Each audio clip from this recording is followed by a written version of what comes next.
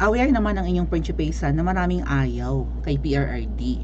Siyempre, mga dilawan, confirmed yan, ayaw. Ngayon, ang mga dilawan nagpalit ng kulay, pinklawan sila. Pero wag natin lahatin. May mga kababayan tayong pinklawan na wala lang, hindi lang talaga nila feel si, 'di ba? Hindi nila feel si PBBM nung elections.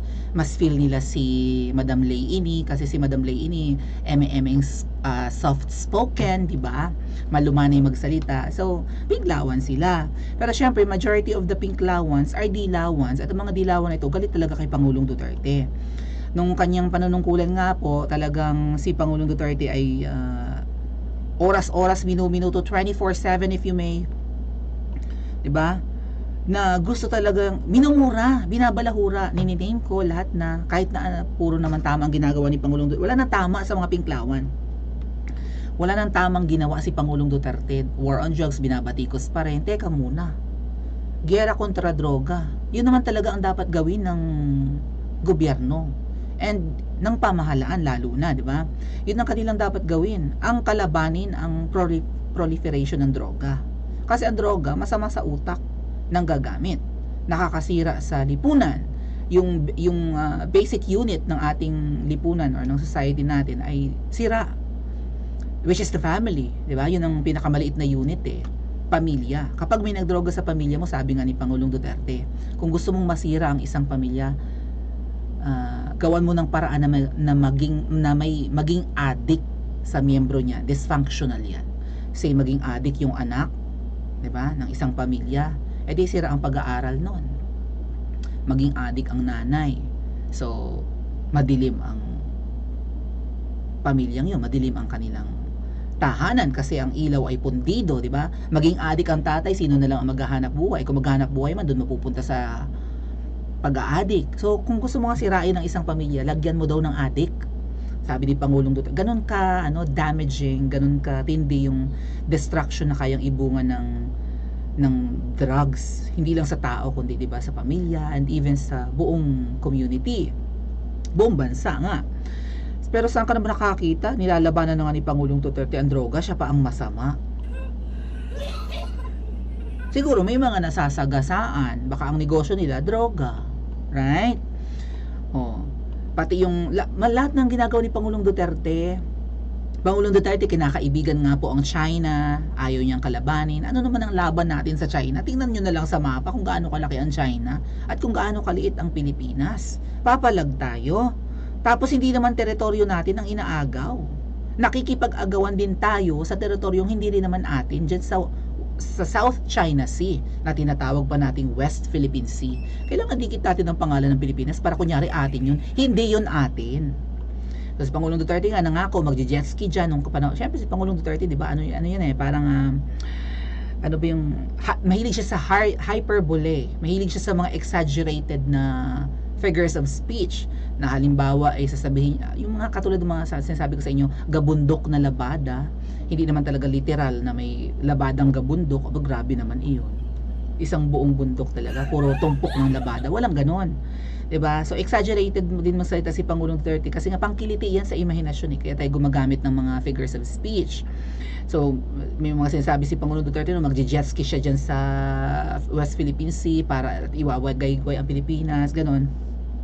But that's how, 'di ba, how he wants to relay his message during the campaign na ang atin ay kaso mo hindi atin 'yun.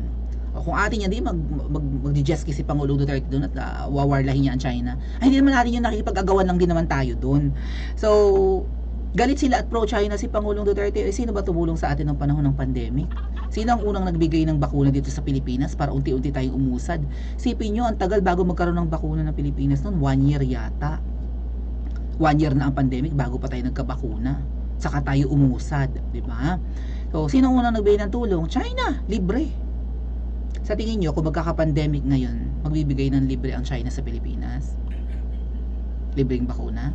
Kasi may mga nagbabalak po na magkaroon ulit ng pandemic or plandemic. Baka mamaya mag-import na naman yan si PBBM, no?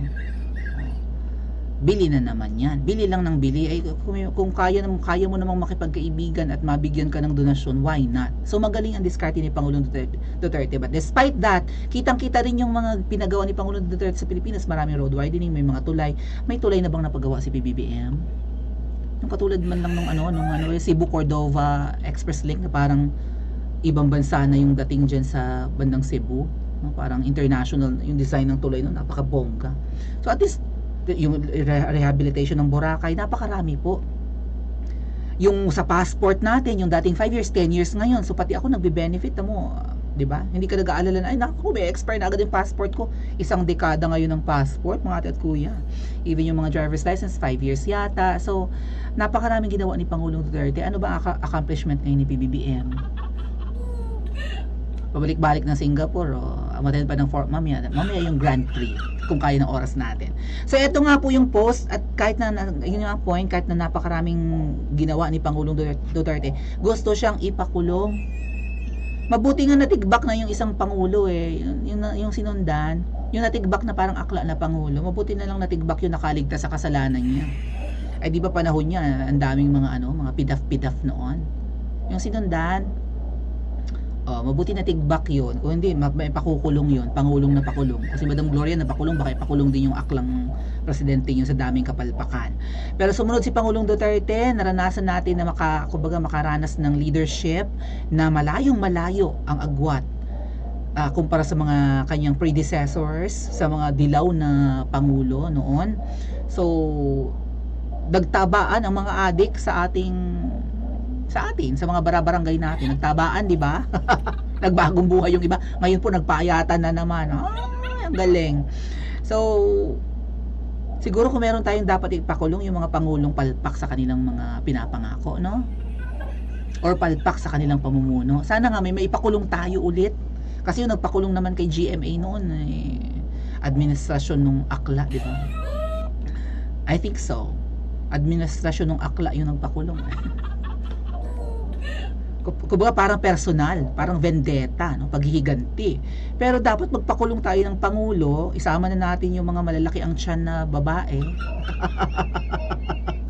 Diba? Na kinatatakutan ng lahat, bawal pangalanan, siya dapat ipakulong. Magsama silang dalawa, magsayaw sila doon ng magbugi sila. Bogi. Mahilig mag-party tong dalawang to. Okay, eto nga po yung post patungkol sa mga balak na pagpapakulong. At least may nagsalita ulit patungkol dito kasi ako lang naman yung vocal dito. Binabangga ko yung mga ensaymada patungkol. Tsaka yung mga noon ko pa yung napapansin, maraming Marcos supporters na galit sa Duterte administration. I mean, hindi ko naman masasabi tumanaw sila ng utang na loob kay Tatay Digong, di ba? Dahil si dating Pangulong Marcos na ipalibing ni PRRD sa libingan ng mga bayani. Ano ba ang gusto ng mga dilawan, di ba? Ipahukay si Marcos Sr. At saka yung aklang taning na putsyong na mataba na nag-aaral sa ukay-ukay di ba sabi niya, payag siyang ilibing mga panahon yon na naging usapin yung kay dating Pangulong Marcos Sr. na pagpapalibing sa libingan ng mga bayani. Payag daw si Taning na ilibing si Marcos sa libingan ng mga bayani, basta si Marcos Jr. daw yun. I mean yung sense of humor ni yung dry humor ni Taning, yung akla na mukhang ampon na ngayon ng mag-asawa. Antay Marcos yan mga ate at kuya. Antay Marcos yan noon pa man. Ay hindi ko alam kung bakit ngayon ay parang baby siya ng mag-asawa. Anyway, eto nga po post ni Miss Sas kanina. Dilaw, ayan ang message ng Dilaw. Hukayin si FEM doon sa libingan ng mga bayani. Di ba kabe-birthday lang niya yan nung September 11? Yun lagi ang message ng mga Dilaw, hukayin si FEM sa libingan ng mga bayani. Sabi naman ng mga BBM supporters, ikulong si Duterte. Yan po talaga ang gusto ng mga ensaymada vloggers, ng mga loyalista na ipakulong si Pangulong Duterte. Marami ng paninira. And take note, may malalim na kwento yan ha. May ako i-share kung hindi nyo naalala sa mga dati kong vlogs. Ang sagot ng naman ng mga DDS sa mga message na ito ng Dilaw at ng mga BBM supporters, F you, dirty panger ng ina nyo, amoy-amoy. Ayan, kaya naka-panger dyan si Pangulong na, Yes, ni Penger, yes! Ano ba yun? Yes, ni Penger! Hindi, pininger ka. Pininger ka ni Pangulong. Ganyan ang response ng mga DDS. Alam nyo bang, di ba nabanggit ko na rin to, alam nyo bang ang gusto ng mga BBM supporters? Kasi syempre naging part din po ako ng iba pang grupo ng mga Marcos loyalists. Kaya sa intro natin, tingnan nyo, pakita ko sa inyo ha, nandyan yung pangalan ng dati naming grupo. Silip muna ng mabilis. Solid Marcos Loyalist International. Kita nyo? Part kasi ako ng group na yan. International group ng mga Solid Marcos supporters. Solid Loyalist. Kaya yung babaeng ipis na maingay na tuluglatan, na boba naman na ensaymada vlogger, baka nauna pa ako sa iyo na maging Marcos supporter. Ambisyosa ka. So, yeah, part ako niyan. Noon pa man, hindi pa naman, panahon niya ng ng recount laban kay Lugaw na allegedly si PBBM ay dinaya ni Lugaw 2016, mga 2018 yun so 2016 basta 2016 to 2022 kasi yung term ni Pangulong Duterte, di ba? 2016 hanggang nung last year. So miyembro ako ng grupo na nakikipaglaban para sa recount ni PBBM na sana ideklara ng siya talaga yung totoong Pangulo, kasi aware naman tayo na mas marami siyang boto kumpara kay Lugaw. Kaya maraming Marcos supporters ang galit kay Tatay Digong kasi hindi daw nakikialam si Tatay Digong sa recount, hindi man lang daw tulungan si PBBM. So ako na yung nagre-remind doon sa mga Marcos supporters, sa mga kagrupo ko, na hindi dapat pakialam ni Tatay Digong yan. 3 branch ng gobyerno, magkakahiwalay yan. Si Tatay Digong at even PBBM nasa executive, ang mga senador at ang mga kongresista nasa legislative, ang mga hukom, mga judges, di ba, Korte Suprema nasa judiciary. Nandun sa judiciary yung recount. Hindi pwedeng makialam si Pangulong Duterte doon. Baka siya'y ma-impeach, mga ate at kuya. Ang tawag sa nakikialam sa 3 branches ng government na yan, hulaan nyo, starts with the letter D. Hindi Duterte ha, kundi diktador. Kaya nga nung panahon ni Pangulong Marcos, 'di ba, tinawag siyang diktador dahil kontrolado niya ang 3 branches. Iisa lang ang nasusunod dun sa Pilipinas. Kaya dictator. Galit din sila kay Tatay Digong dun sa Marawi siege. Feeling ko talaga inilaan nilaan ng nasa taas kung sino man yung supreme being na si PRRD ang maging pangulo natin during his term noong 2016 hanggang 2022. Dahil sipin nyo yung Marawi siege, sa tingin nyo ba magsasucceed tayo sa ISIS?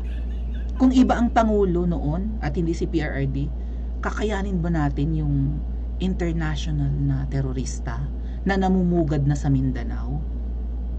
Takot na nga tayong lahat pumunta ng Mindanao, tayong mga taga Luzon Even yung mga taga Bisaya, marami rin sa mga takot pumunta sa teritoryo ng mga Muslim. Hindi naman Muslim lahat nasa Mindanao, may mga Christians din.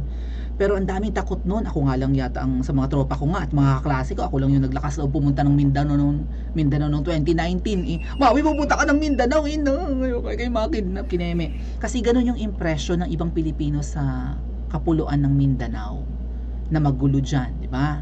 May mga terorista. Katingin nyo ko si kung hindi si PRD ang presidente noon, maano yung Marawi na yan? Mababawi from, ay biro nyo, hindi, yung Marawi City, pinamugaran na ng mga terorista. Yung mga tao doon, marami din may mga naging miyembro na rin ng ISIS. Kung iba Pangulo noon, tingin nyo, kung magkaroon kaya ng ganyan, ng panibagong mga Marawi siege, pamugaran ulit ng mga terorista ng Pilipinas, kaya ni PBBM? Si Pangulong Duterte din na naging presidente natin, ang sumabog ang Taal.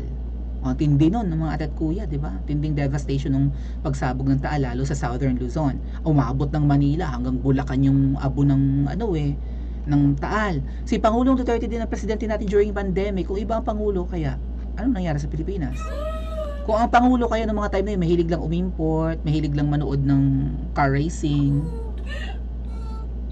panahon na may Marawi siege, panahon na sinasalahula ang Boracay, panahon na rampant ang droga, ano kaya ang nangyari sa atin nung last 6 years? Ngayon, mukhang mangyayari sa atin talaga ang epekto ng Bolokel's na pamumuno. Kasi bumabalik na ang droga ngayon, mga ate at kuya. Oh, I hope tumakbong senador si PRRD. Amen. Sana nga po. Oh, I miss you so much, PRRD. Bleng Blong, the trickster is a spoiled and weak leader. We miss you, Tatay Digong. Alam niyo yon, ako nga po sinasabi ko sa inyo when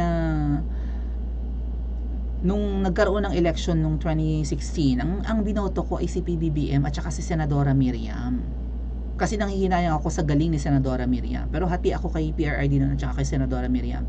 But what I did was I did a vote straight, 'di ba?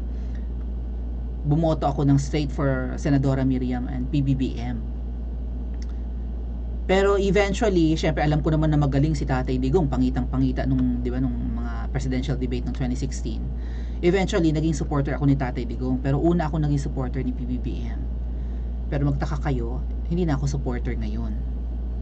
Ang bintang sa akin, kung bakit hindi daw ako supporter ni PBBM, ang bintang sa akin naman sa Imada Vloggers, hindi lang daw ako napakain ng kanin. Patay gutom pa lang, prinsesa, no?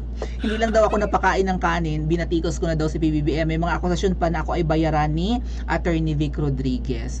Ang dami nang bumapaligtad ngayon kay PBBM. Dapat ang hand sign na yan ay, 'di ba, itutok talaga sa mga dilaw at saka sa supporters ni PBBM na mga bulag pa rin ngayon. Agree ba kayo? I-comment nyo sa comment section at mag-like and subscribe din po kayo.